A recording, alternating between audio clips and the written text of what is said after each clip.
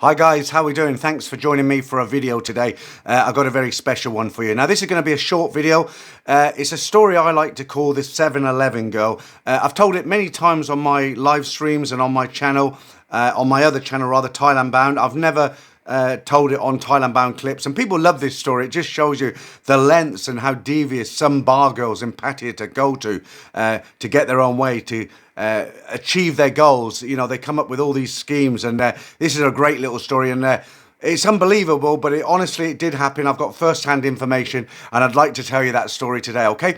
So there was a German guy that we all knew who used to come to Pattaya regular, maybe 3 or 4 times a year. And he was like a lot of other guys who went to Pattaya. He would go there and he would meet new girls out of the bars. He would take girls out of the bars. And he kind of changed around. He didn't sort of stay with any particular girl. That's what he liked to do. But after a couple of years or so of visiting Pattaya, he got kind of not bored with it, but he got to the point where he wanted something a bit more stable, maybe a little bit of a relationship, somebody who could keep in touch with when he's back home, and then he could come and see regular.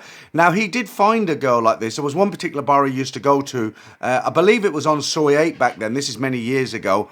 And there was a girl he used to take out there regular. I can't remember her name, but a nice young girl, probably 25 and maybe 28 actually. And he liked her a lot, and he'd taken her out a few times. And he'd made up his mind, okay, I really like this girl, you know, and he was going to retire in Thailand, actually. This was the trips he'd been doing was kind of almost a test if he wanted to retire in Thailand. And he decided that he was going to come and live in Thailand, probably jumped in. Anyway, back to the story. So he'd met this girl in a bar on Soya. He'd bar find her several times, decided he liked her. He'd been taking her out for dinner and everything. And then in the end, he did decide to come and retire in Thailand. And he thought to himself, you know what, it'd be nice to have a bit of company. And he gave a proposal to this girl. He said, look, I want to stay with you. You can live with me in my apartment. I'll support you. If you need to send a little bit of money back home to Isan, to your family, I'll help you with that, as long as you don't give me silly numbers. But when I go back to Germany to tie everything up, you've got to find a job down here, okay? I don't want you working in the bar anymore. You've got to finish in the bar when I go back. And I don't want you just sitting in your room messing about all day. You know, you've got to find a job.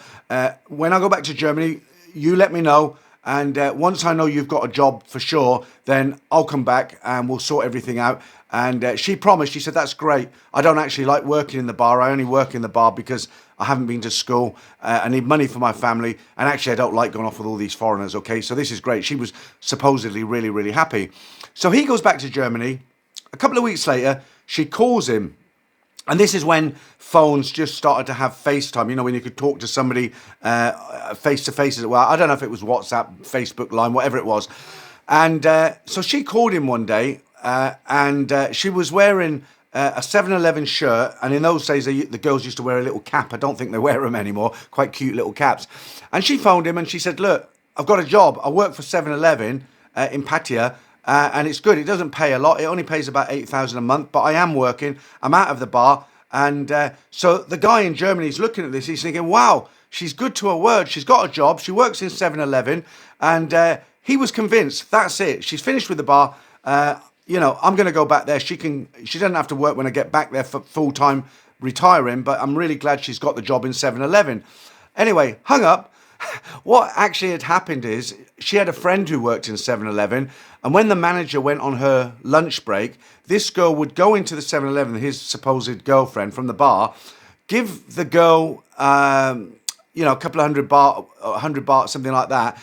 They go in the storeroom. The real 7-Eleven employee took her shirt off and her cap, give it to the girl. She put on the shirt, put on the cap, made the phone call to Germany, and that's why the guy was convinced. Soon as, you know, she'd end it by saying something like, you know, I've got to go now because my boss will be back from lunch now. Keep it very, very short, right? She'd finish the phone call, take off the shirt, take off the cap, give it back to the girl who worked in 7-Eleven, went back to her bar, and the guy was none the wiser. That is very deceptive, isn't it? But these sort of things do happen in Pattaya. There's an old saying, don't judge a book by the cover, and you really shouldn't, especially in a town like Pattaya. I hope you enjoyed that story. Absolutely true.